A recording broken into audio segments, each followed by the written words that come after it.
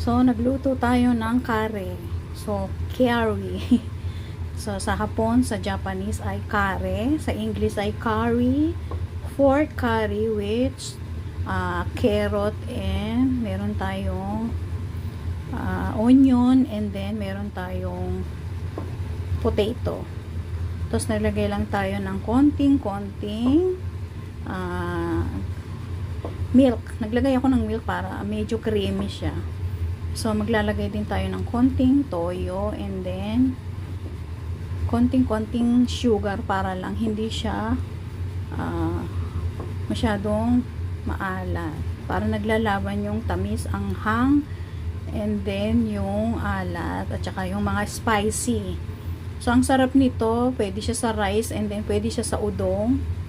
So, bumili ko ng udong and then nagluto tayo ng white rice.